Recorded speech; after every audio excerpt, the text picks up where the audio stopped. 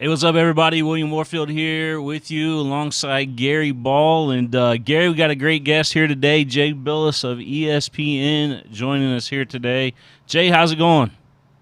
It's going great, William. How are you? I'm doing good, man. Doing really good. I thought we'd just hop right into it today, Gary, because I know Jay's time bound there with us. So, Yeah. Gary, I'll let you open things up. Well, thanks, Mr. Billis, for being with us. We appreciate your time here on PrepSpin, and it's always great to talk to somebody that shares the love we do of college basketball here in Lexington. Well, thanks for having me. I'm honored to be with you. What was it like for you growing up there in Rolling Hills, California, as a kid? It was great. I was born in San Pedro, which is where the Port of Los Angeles is, and Uh-huh. grew up in Rolling Hills. So I grew up about 10 minutes from the Pacific Ocean, and it was a pretty good place to grow up. So I did what most kids my age did back then. We played baseball, basketball, and went to the beach. So it was a pretty good way to grow up. Jay, you were, you ended up getting a scholarship, I believe, to play at Duke University. How was that like, being recruited out of high school and then going on to play with Coach K? It was great. It was a long time ago, but I was pretty well regarded as a player coming out of high school and highly ranked and all that stuff. So I got recruited by just about everywhere, and pretty lucky. And I wound up coming down to four coaches that I really wanted to play for, and Coach K kind of was the he probably calls himself the loser in that battle, but I felt like I was the winner. He was really young at the time and hadn't really established himself, but he did very quickly. Yeah. We have a number of topics we want to talk about. Paying student athletes is kind of a hot button with yourself and with me. I think that they should pay the student athletes. So we're going to talk about that. But first, I got to ask you: is it realistic with COVID-19 and states on the rise in like Florida and Arizona? Is it realistic for us to actually have football down south, as we call it here? I don't know. First, we haven't really had a national conversation as to what risk is acceptable and how Hmm. many positives are acceptable. So we're going to have that. I mean, they haven't even had that with regard to higher education and with regard to college football, college basketball, and the like. So we're right now seem to be working off of a calendar which Hmm. seems a little bit odd. Everybody, look, I understand why everybody wants to play football. Everybody wants the money, and it's funny. Like, and I'm not saying it's some sort of craven attempt to grab money, but you haven't heard anybody, whether commissioner, coach, AD, president of the NCAA, you haven't said anybody say we need to get these players on the field because they deserve to have the educational opportunities that come with playing. That they Yeah, that need to didn't get come up. the yeah, they need to get the lessons of teamwork and perseverance and all that. They're not saying that. They need butts in the seats and they need television money and they need the games to be played for donors and season tickets and you name it. So look, I get it, Mhm. but we're hearing an awfully different form of rhetoric now than we did before. William, Jay's exactly right. All we hear from these colleges, these presidents, these athletic directors, is football will fund the girls' soccer, the lacrosse, and the other girls' sports. Well, as you say, Jay, that's just rhetoric. We want to hear the facts of the matter. And the facts of the matter is, I just don't know how you can play college football with COVID-19 on the incline. I mean, on the going up and up like it is. Yeah, again, I don't know the right answer, but we have to have the conversation as to what's acceptable, and we haven't had that yet. We haven't had it nationally. We Yeah. certainly haven't had it with regard to the playing of football and basketball and the like. And look, we're all in the same boat. I mean, we're listening to other people talk about this, but I heard recently, Mark Emmert was talking about protocols that the NCAA was coming up with for the playing of football, which included getting players on and off the field. And you're like, what are you kidding? I mean, you're talking about how you're going to get them on and off the field when you got 22 players that are going to be going nose to nose while they're on the field. There's a lot to be worked out. I'm hopeful and optimistic, but while at the same time being realistic. I know that this thing could derail at any time, and is likely to. And then how we're going to play basketball is still an open question. How you're going to try to get 40 games and that kind of travel, and especially early season tournaments where you're sharing the same facilities. And I do the Maui Invitational every year, and they've got 8 teams there. They have 2 locker rooms. So, I mean, now obviously you could have everybody dress at their hotel and not use the locker room at all, but it's going to substantially change the way things operate. Yeah. It seems like every time we take a step forward, we have to take a couple steps back. Like for example, the South Carolina governor, I believe, just came out yesterday and said, that if things keep on the rise right now, there will not be no college football. There will be no high school sports going on in his state. What's your thoughts on all that? It's just, I think it was predictable given the way people are behaving. And this is about behaviors. And are we going to stick to the guidelines or not? And Yeah. again, I'm not trying to, sit here like I'm Dr. Fauci or something. I'm just saying that this is not hard to figure out. Uh, for high school, it's a totally different deal. I mean, you're talking about minors in high school, and I don't know. I mean, there again, it's risk assessment. What's the risk of not having young people in school versus having them in school, and the infection rate, and then whether they're carrying it home, and how these things work? Professionals are going to have to work that out. But colleges are in a little bit of a different deal. I mean, these are men and women, and it's funny how when we talk about players being paid or having their name, image, and likeness rights, they call them kids. And boy, when they're signing waivers, now they're adults. They got to sign Hmm. waivers in order to play, and they're not being called kids then. They're being called adults, and it's called men's basketball and women's basketball. So they're not treating them like kids there. They infantilize them when we talk about money, but when it's everything else, they're adults. Yeah, I think a Yeah. lot of what's going on right now, like the NFL, for example, said that they may even have the fans that attend games sign a waiver. Just crazy things like that are popping up right now.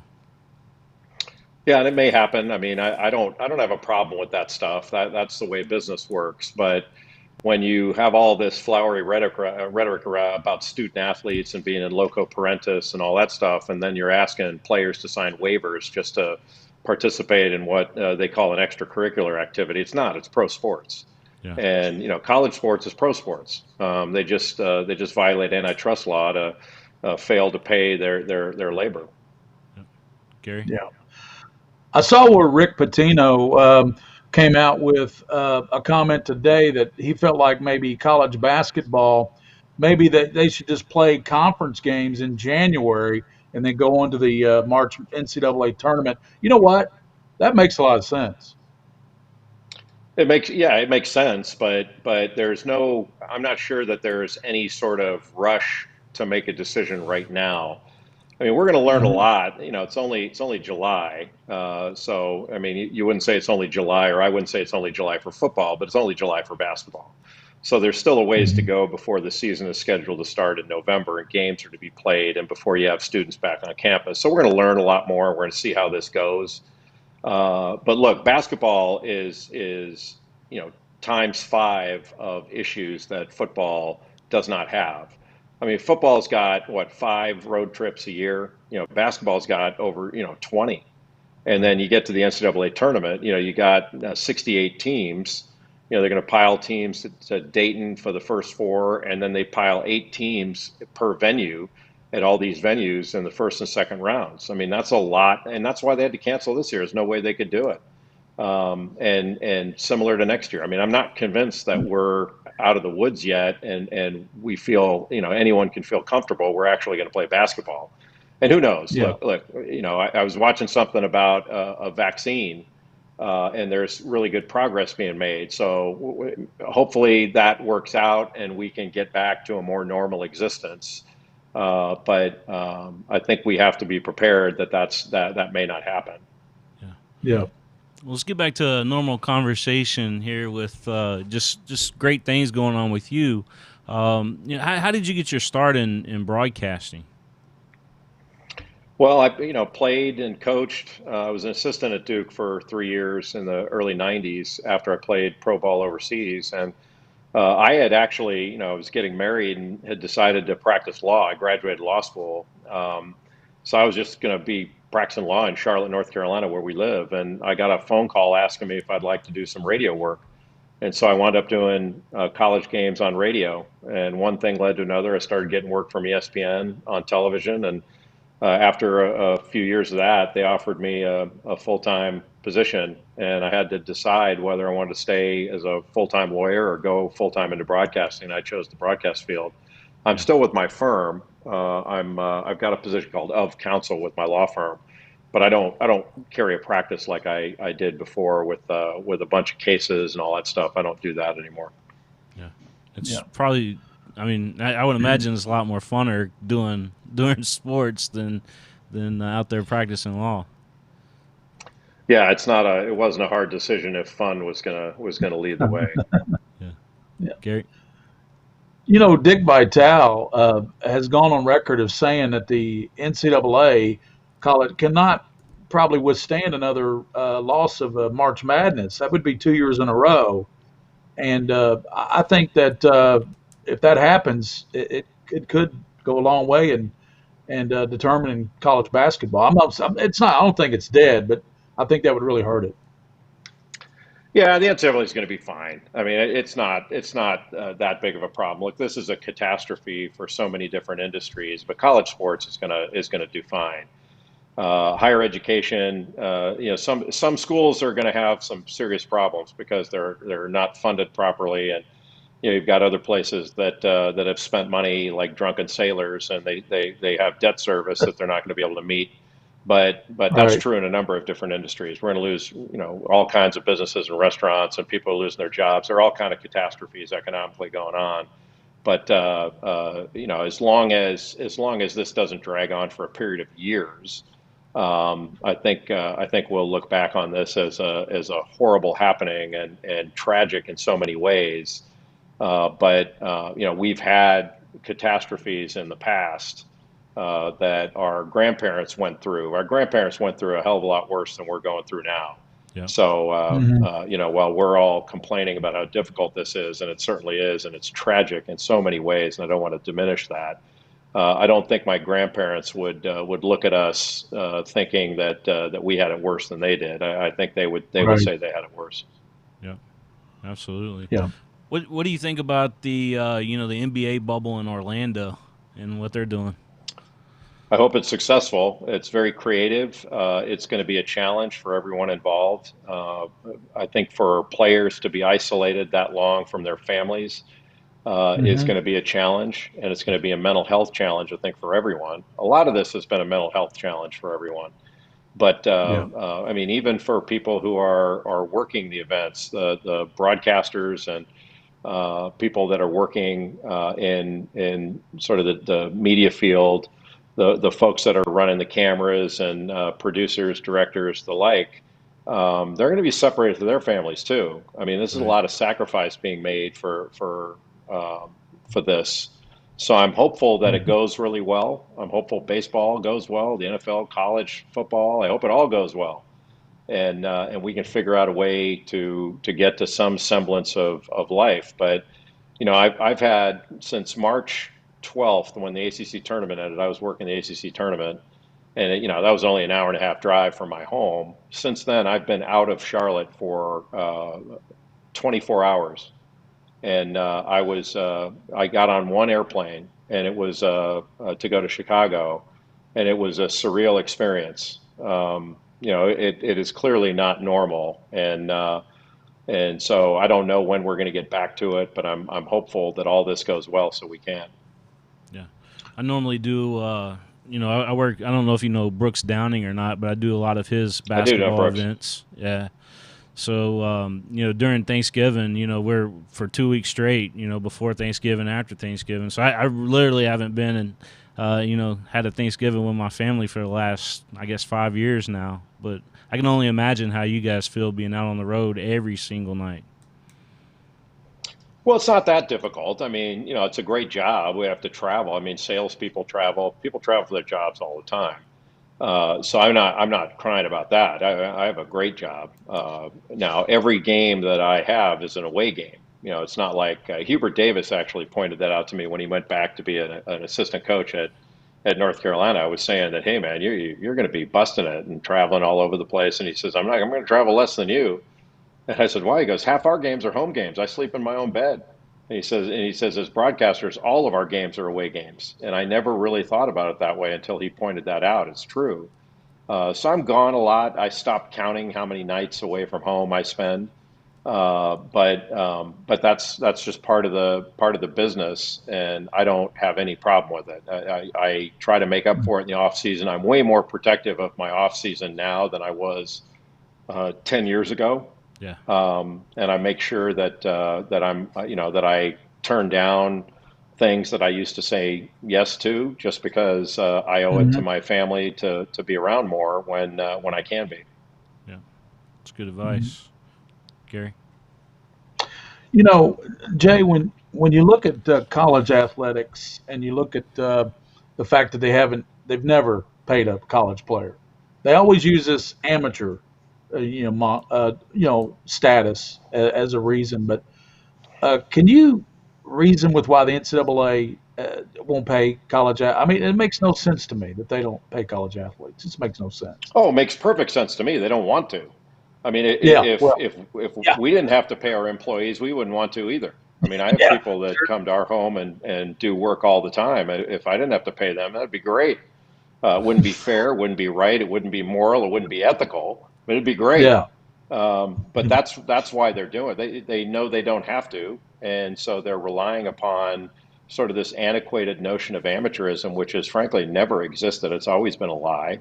Players have hmm always been paid under the table. That's always been going on, and they yep, act like it's kind of like the drinking age or something. If anyone who is out there, raising their arms for amateurism and shaking their fist how great it is, you just ask them, did you ever have a drink before you were 21? That's what hmm eligibility is. Like, none of the good players are eligible. There's not. They never have been. They never will be. But that's a separate issue to what's morally and ethically correct here. And to me, when you're running a multi-billion-dollar business where everyone is getting fair market value except for the athlete, that's wrong. And then when yeah, you're saying, well, they're students, and then yeah. every other student can be paid while they're in school. They can earn or accept whatever they want while they're enrolled in school. It doesn't affect their status as a student. They have their full rights of their name, image, and likeness.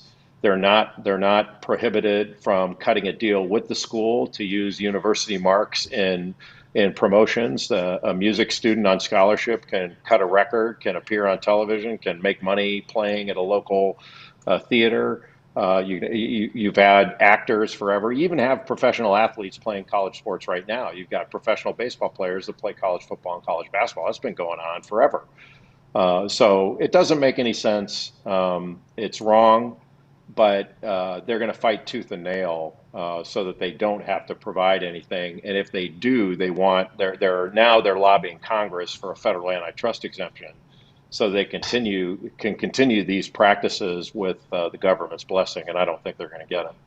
Yeah. Isn't there something that just came out though? Maybe before summer, got here, but it was talking about the student athletes can now have like a car dealership sponsor them or something like that. To do certain little event type things, but they can't use a school likeness or logos. Those were recommendations, and Okay. they were recommendations made by essentially a committee that was formed, that was chaired by Val Ackerman of the Big East and by Gene Smith of Ohio State, the AD there. And but the recommendations were passed on to the Board of Governors, who I believe approved them, but they're not legislation.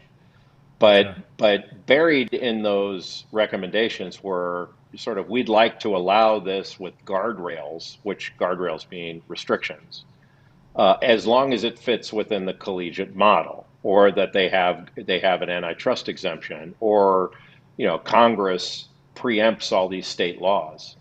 And so what that really means is, unless the government says we can do this without fear of lawsuit, we're not doing it at all.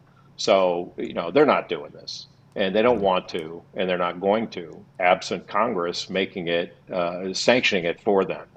And, it's really interesting when they ask, a serial antitrust violator is asking Congress for an antitrust exemption. And, they're not asking Congress for, hey, we need an antitrust exemption so we can limit the salaries of coaches, or we can limit facility spending, or we can limit what schools are making in these media rights deals and have revenue sharing.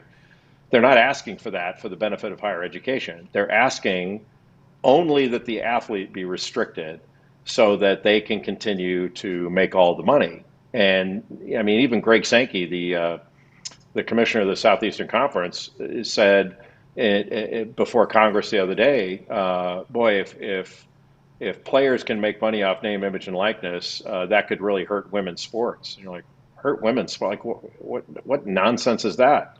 I don't know. It's just sort of a craven attitude to this, that the only thing they're asking for control over is the players, and it's really kind of it's kind of sad.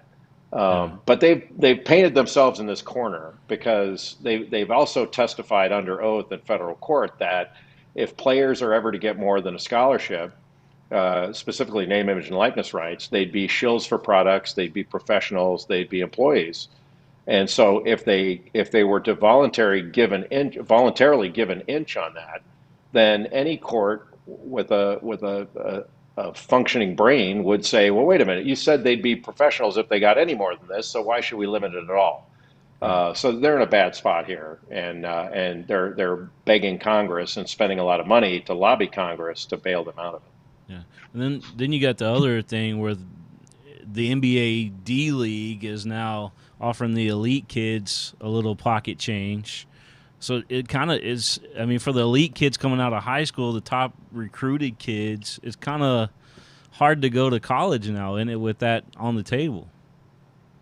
Well, I wouldn't say it's hard to go to college, but it just puts the NCAA in I think, a really negative light, in that it makes the NCAA look even more elitist than it already looks. And there's a difference between being elite and elitist. And I actually think sort of the NCAA and a lot of the member institutions, especially the older guard, they kind of like this idea because and they want one and dones out of the picture. Because if you don't have Zion Williamson and Kevin Durant and the like, they feel like the outcry for players being paid will be cut in half or less, so they can kind of get rid of all that.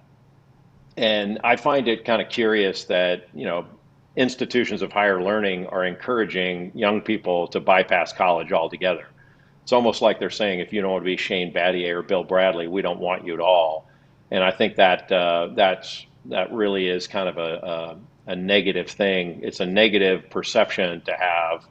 Like, you should be encouraging young people to go to college. I mean, you guys are in Kentucky. I think it's better for Tyrese Maxey and Emmanuel Quickley to have been in college for 1 and 2 years respectively than not having gone at all.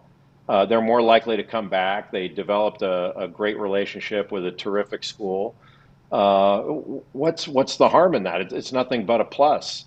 And to have the NCAA kind of send that message to largely young African American men, I don't think is a positive message. And it also sends, like, people forget how bad things were back when there was no one and done rule, where players would go right out of high school, because you had some players that didn't feel like they needed to even get college qualified because they didn't want to go to college in the first place. So they kind of didn't even do their high school work, because they're like, well, geez, if I don't get eligible, I can't go to college, so then I have to go pro where I want to go. And I don't think that sends a positive message to young people. We should be encouraging them to go to college, not to bypass it altogether. Right. Yeah. Gary? He played at Duke, of course, with Coach Krzyzewski, and had a great career there. What would you say is probably the number one thing that you picked up from Coach K that's helped you in your broadcasting? And of course, you coached with him for 3 years, so you picked up on a lot of stuff there as an assistant coach. But what do you think is the main thing that he instilled in you to be a good broadcaster? Probably level of preparation. Yep. I think we were always a very well prepared team, and I always felt like he was a very well prepared coach and teacher. Yeah. And actually, when I first got started in broadcasting, he told me pretty explicitly, like, don't ever pull any punches when it comes to Duke. He just said, if we're good, say we're good. If we're not, say we're not. I mean, nobody will trust your judgment if you're, kind of pulling punches on that stuff. And I think that was really good advice. I doubt I would have done that anyway because I'm not that kind of person. But Hmm. that's one of the things that's always struck me about kind of what you hear from fans. It's just like this idea that, look, all of us went to school somewhere. What difference does it make? It's not that big of a deal. I'm 56 years old. I can't even remember going to school. But fair is not difficult, and objectivity is not difficult. And Yeah. so, I always kind of laugh when you'll see after a game. My wife and my daughter love to look at Twitter when I'm on the air because they love reading mean tweets about me, and they get such a Hmm. kick out of that. Hey, look at what this guy Yeah. said about Dad. This is awesome. But it's like, one team thinks you're biased for the other, and the other team's fans think you're biased toward the in the same game. And I've always kind of asked people, I laugh about it because I get the way fans are, and I don't have a problem with it. But I said, no, let me get this straight. So it's my mouth that's biased. It's not your ears. Like, your ears are, there's no bias in you. Well, yeah. That's kind of Well, the way it goes. You just have fun with it. And give a shout out you're. to the. I believe you. I'm sorry, Gary. I want to give a shout out to Garrett Levan. He just tweeted that says, "Man, Jay Billis on the show. That's huge." So he wanted a shout out from you, Jay. Okay, you are Garrett. hereby shouted out. Uh, Go ahead, Gary. you're talking. Of course, you're talking with two guys who, like you said, live in Kentucky. I went to University of Kentucky. I believe you had a son that attended there. Is that right, Jay? You had a son go to UK? Well, my brother lives in Louisville, so he's been in Okay. Louisville for 20 some years. So his my nephew and my niece both graduated from Kentucky, and in fact, I my do. nephew Yeah. was student body president and on the, I think, the board of governors while he was student body Okay. president, or board of Yeah. trustees, whatever it is, at UK. And then my daughter lives in Lexington, so she works for the United States Hunter Jumper Association out there at the Kentucky Horse Park. Okay. So she's Yeah. been in Lexington for the past year. Yeah. Nice. So, with that being said, your Duke connection. I knew you had a UK connection. It's your nephew, not your son. But anyway, so you're talking to two guys who bleed blue, Kentucky blue, and we're talking to a guy. I'm not speaking for you. I don't know if you bleed any, but you played at Duke. So, what do you think? If you had to settle I don't think it's a score, but if you had, who has the best fans, Duke or Kentucky? And be honest with us. I think you will be honest because, like you said, you don't know anything else. Well, I mean, they're both great. I'm not trying to Yeah. cop out on that, but I've never really thought about who's got the best fans. I mean, I think Kentucky fans have a different level to them. Hmm. you're not going to see Duke fans hang around for an hour afterwards to listen to a radio show that they could listen to as they're driving home. They stay in Rupp and listen to the radio show while they're sitting in the Yeah. building.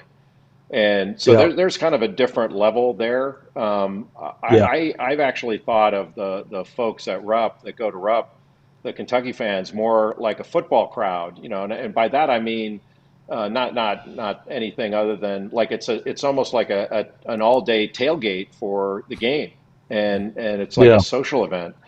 Look, we had well, it was 2010, so it was Cal's first year there. We had a game day at Kentucky at Rupp where, 10 o'clock or whatever, whenever the show started back then, 11 a.m., there were 22,000 people for a television show. And then Cal did something really, really interesting. So Reese Davis is interviewing him on the floor live, and Reese asked the first question, and Cal just took over and said, before I answer that, and everybody can hear it throughout the building. And he says, how many people here right now don't have tickets for tonight's game? And it seemed like it was the whole place. And so we Yeah. kind of estimated that there could have been close to 40,000 people in and out of that building for that day. Yeah. And Yeah. you're not going to see that anywhere else. for basketball that I'm aware of. I've been almost everywhere. The venues are different. Rupp is in my top five, and so is Cameron.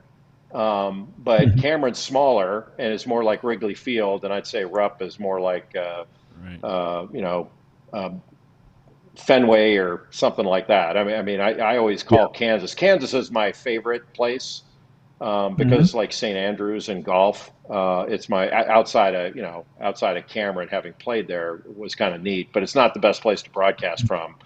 But Rupp's Yeah. the only place they bring you ice cream, so that makes it number one. Yeah. It, it's That's almost right. I'm willing to bet like that college game day show right there that you guys put on was probably more of the younger crowd that can't get in at Rupp because a lot of those people that have tickets in the lower arena are all the older crowd that come Hmm. to every game that's got season tickets most often.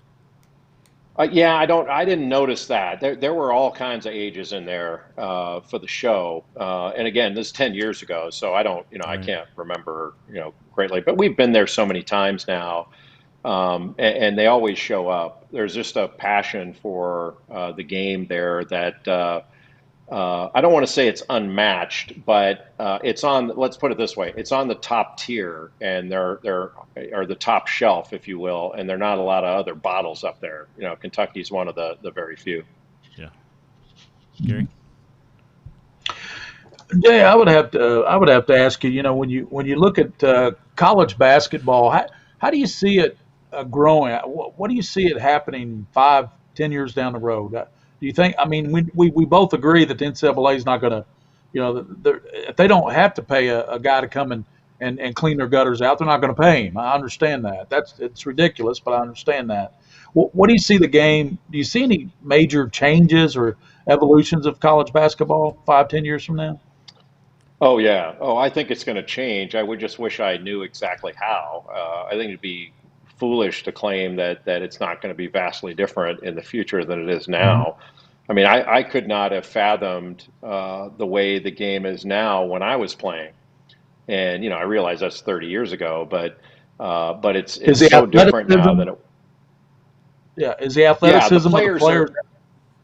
Yeah, all of it. The players are better now than they've ever been. They're just not as old. The only difference was, and the only reason that people would say that, well, a Kentucky team back in the mid '80s could beat a Kentucky team now was because the teams in the mid '80s, with Kenny Walker and all those guys, they were older. They were all Hmm. juniors and seniors. Now, Hmm. if Kenny Walker played now, he wouldn't have lasted to be a senior. That never would happen. It's just that's changed a lot, but the players are better than ever. The game's more wide open. Back in the day when the three-point shot came in right after I graduated college in '80, I graduated in '86, same year Walker did. After that, Rick Pitino at when he was at Providence, people thought he was crazy because he was, his teams were taking like 10, 12 threes a game or whatever it was. And now the three-point shot has totally changed basketball. The players are more skilled. They are more athletic. They're better. They're better than they've ever been. And if you put Zion Williamson back 30 some years ago, he would have dominated then too. Yeah. The best players would dominate in any era, but the game's only going to get, like, I think it's going to continue to get bigger in ways, but I do think there's some sort of care that needs to be taken that we continue to keep the best players coming through the system. Because if you don't have Zion or Kevin Durant or those guys, the game's diminished. You just can't lose that kind of talent and expect the game's going to be as good or as compelling. Right. Right. And I think its ability to capture younger viewers that are going to get older with the game, like the people who make the game popular now, are aging. And Hmm. and I think that's going to continue. I think they're going to keep Yeah. aging. Yeah. That should continue. Yeah. If history is any guide, Yeah. they're going to continue to age. But if they're not replaced with fans behind, like younger people skew more toward the NBA now. It's a better game. Yeah. And we're trying to make changes, but it is really hard to make changes in college Yeah. because of all the different voices. And just like this last year, we moved the 3-point line back. We didn't widen the lane out. We won't go to quarters. We won't do things that are smart for the game. It just takes too long for us to figure it out. But hopefully we will in the long run. Hey, let me I ask you think this, Jay. Sorry, Gary. I just wanted go to ahead, throw Will. this out there because we were talking about how the game would evolve. But what about certain things like sports betting, for example, how that can impact the game, and then the other thing, is having a Final Four in Las Vegas. What's your thoughts on that? Neither one would bother me. Gambling does not bother me. I'm not at all concerned about it. The games are gambled on now, and I think everybody knows it. So it's not a concern of mine. Actually, I think the more above board it is, the better it is for everybody. Hmm. So I don't worry about all this corruption stuff. I think that's not something we should be worried about. And I wouldn't even worry about in arena gambling. Now, in game gambling might be a little bit different. If you have all these prop bets that are going on in game or things like that, it might be a little bit odd or something we'd have to wrap our heads around. But if the powers that be think that people aren't sitting in the stands with money on the college games they're watching, both football and basketball, and they're not betting on the NCAA tournament, they're living in an area of fantasy land I haven't visited yet. So I have zero problem with it. And look, we could have an NCAA tournament if they had an arena big enough. They'd put an NCAA tournament in Vegas. They play a lot of different conference tournaments in Vegas. I mean, the Pac-12 has played its tournament there. The West Coast Conference. There are others too. So I'm not. I wouldn't worry about that. Vegas is actually a good place for basketball. Yeah. They play a lot of great events there, and the restaurants are great. It's really easy to get around. So I'd endorse that. I think it'd be great. But they don't have a facility large enough to handle a Final Four. They could do a first and second round probably there. I don't know that new Oakland Raiders big place out there is Yeah, quite yeah. big. Maybe they could there. I Yeah. hadn't thought about that. Maybe that's a possibility, but I don't know. Is that a retractable? I don't know if the roof closes or not. I have to look it up, but It would I probably would have to imagine close, being in the but yeah. desert. Yeah, I would imagine. But if Probably it's big has. enough, I mean, if it's big enough, they'll do it there. But it's got to be able to hold 70 plus thousand because they're going to squeeze every dollar Yeah, out of that event that they can. yeah. Gary. I know we're asking you a lot of probabilities, but Kentucky at tournament time this past season in March was playing pretty good basketball. I mean, Quigley was SEC Player of the Year, and Maxey was one of the best freshmen, going in the country, and we had the big rim protector Nick Richards. So Kentucky pieces. If it play, how do you see the Final Four it coming down to there in the NCAA? Who do you see the Final Four team? Well, I mean, obviously they didn't have a bracket, so it's hard to Yeah, determine who would have had, yeah, the easier path or things like that. They were talking about putting out a bracket, which I thought would have been a gigantic waste of I time do and too. energy, Yeah, and would have been a huge mistake. But here, like the four best teams I thought going into it were, I thought Kansas was playing the best, and I thought the best team. And obviously, you guys know that doesn't mean they were going to win. I thought Dayton was up there, and then I felt really badly for two teams, especially for well, Dayton was one of them, but so three: Dayton, San Diego State, and Florida State. I thought those three teams had maybe their best teams ever and could have reached a Final Four, as could Kentucky. There's no question. I mean, I think Kentucky was 15-3 or something in the SEC in the regular season, and I had them a number of times, and they kept getting better and better. So I would not have been surprised to see them win the whole thing. There was nobody I felt like was historically great. And by historically great, look, if you win a national championship, you're going to be considered a great team.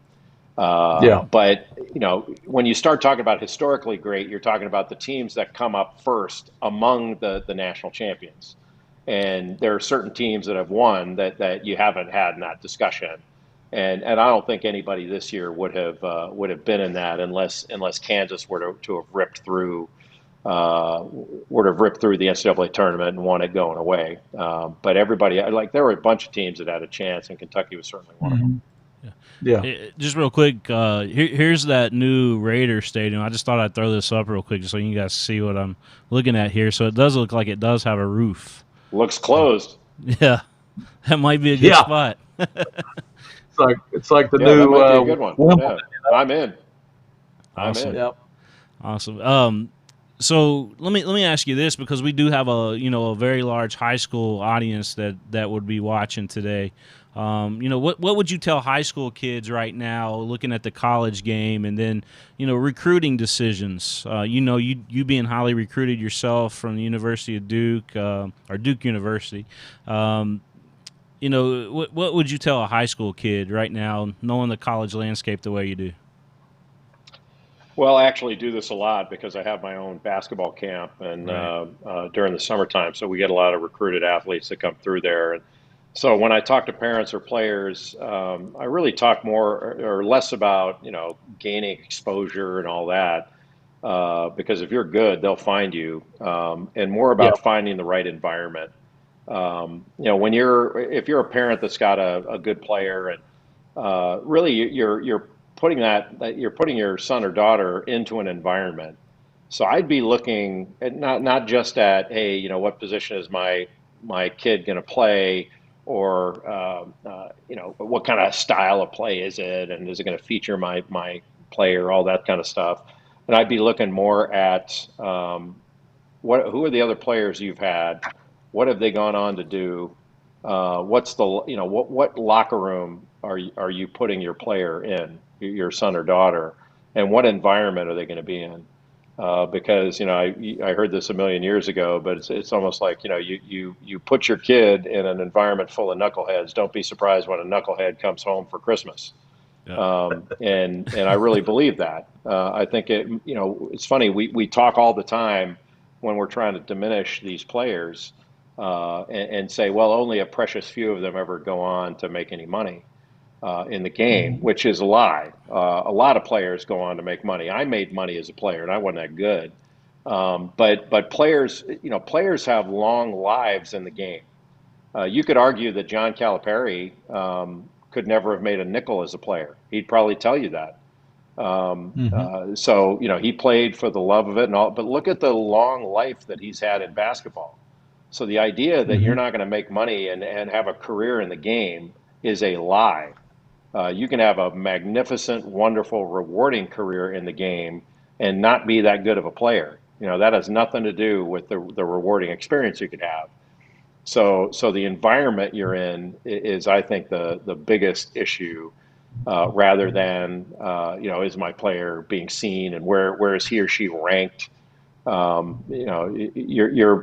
son or daughter is probably going to be ranked exactly where they deserve to be ranked. Yeah. And you can work your way out of that stuff, but unless you live in some tight corner of North Dakota or something, and nobody can get to see you, they've seen you. But Yeah. it doesn't mean you can't work your way out of it. You saw that with Scottie Pippen in Arkansas, right? All kinds of Yeah. players. I mean, Yeah.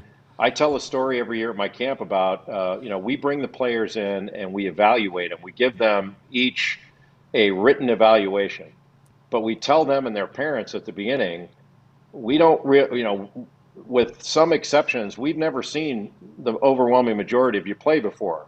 So our evaluation is going to be based on what you show us these 4 days.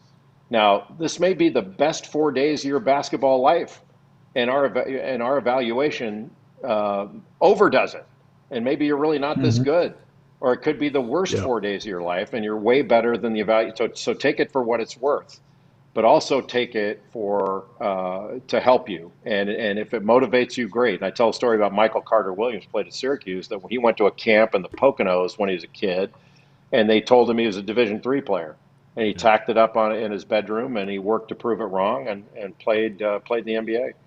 Wow. So, who do you see this upcoming season, Jay? Let's try to be positive. There's going to be a season. We hope that that's going to be the case. Who do you see as the top teams in NCAA basketball coming up this season?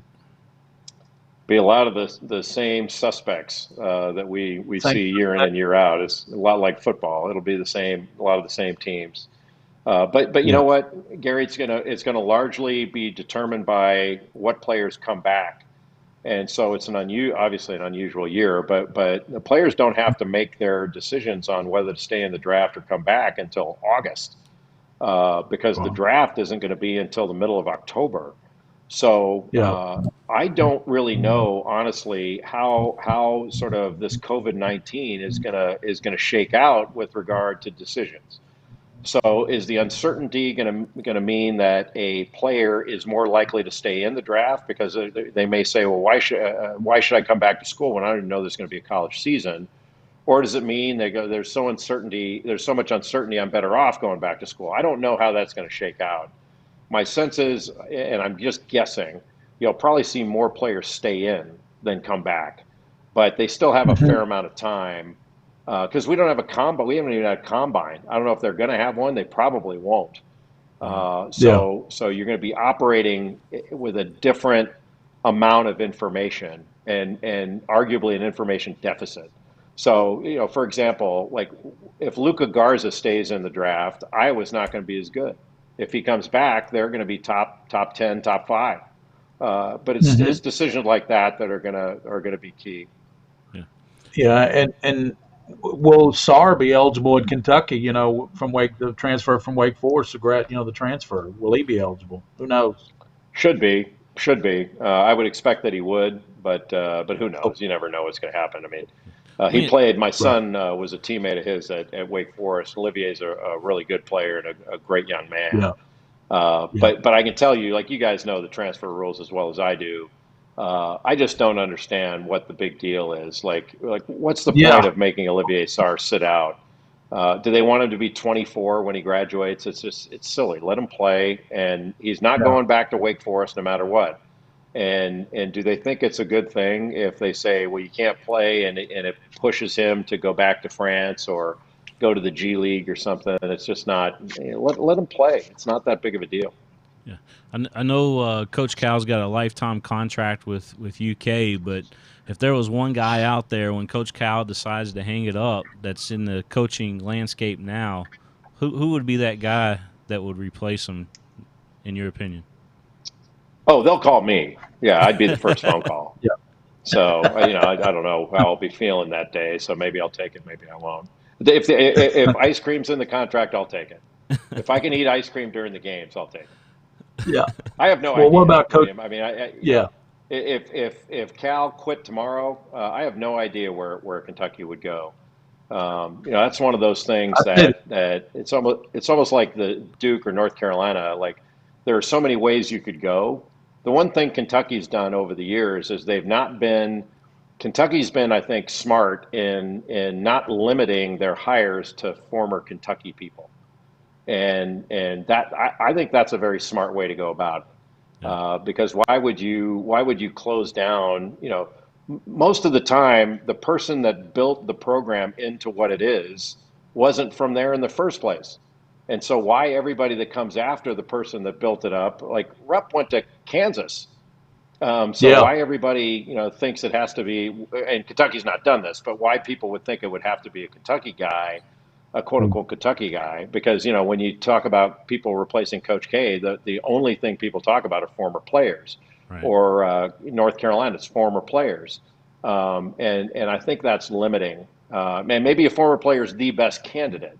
But why would you limit yourself to sort of that stable when you can Kentucky can choose among anybody really and get the best of the best.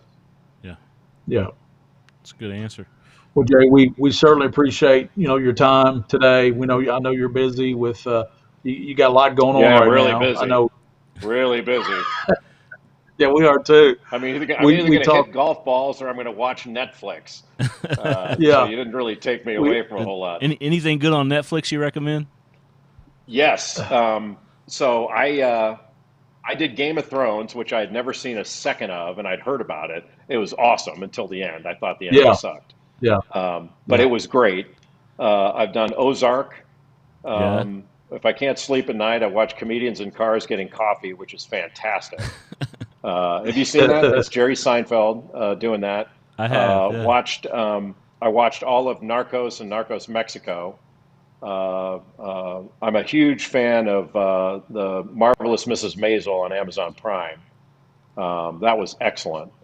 So there's plenty of stuff out there. I think I'm halfway through all of Netflix, which I never Yeah. watched any of it before. So that's COVID has made me kind of a Netflix freak. I think Yeah. we'll all get that message. You ever seen that commercial? You've reached the end of the internet. My TV's about to pop up the end of Netflix. That's about where I am right now. It's about where I am. Yeah. I totally agree with you about Game of Thrones. I love that show I thought the ending absolutely, and there's a lot of people that wanted to rewrite, Jay. They wanted to rewrite for that ending. It was so Yeah, bad. I just couldn't get over. I mean, I don't think this is any kind of Why would you? spoiler alert, but when you got the brother and son, I'm forgetting their names now. You got the brother and sister getting killed by falling bricks. Like really? After all that, that's Uh, what happens, and Yeah. Targaryen goes down with just a little knife cut. It just wasn't right. oh man, Yeah. man, this has been fun, Jay. We really Yeah. appreciate your time. Appreciate Always a it, Jay. pleasure. We Thanks really for having me, you guys. You're awesome. thank you, Thank you. Jay. Good luck. You Yeah. too. All right, Gary. I guess we'll see everybody again. We got another show to do here tonight at Yeah. 8:00. We got the Legends play-by-play voice, Mr. Murphy, and Yep. we're looking forward to talking to him. Thanks to Jay Billis. Jay is one of the most renowned college Yeah. basketball mind in the country, if not the best.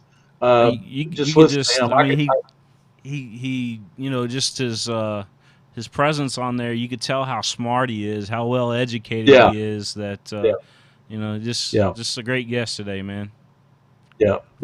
He was insightful about NCAA paying players, and all the insight he gave us on college basketball. We really appreciate Jay Billis coming on, and Yep. we're sorry about the time, but that's when you have a guest to that magnitude, you kind of go with the time that That's they right. can give you. And that 5 o'clock was the time that they give us, and we got Andrew Murphy coming on at 8 o'clock later tonight.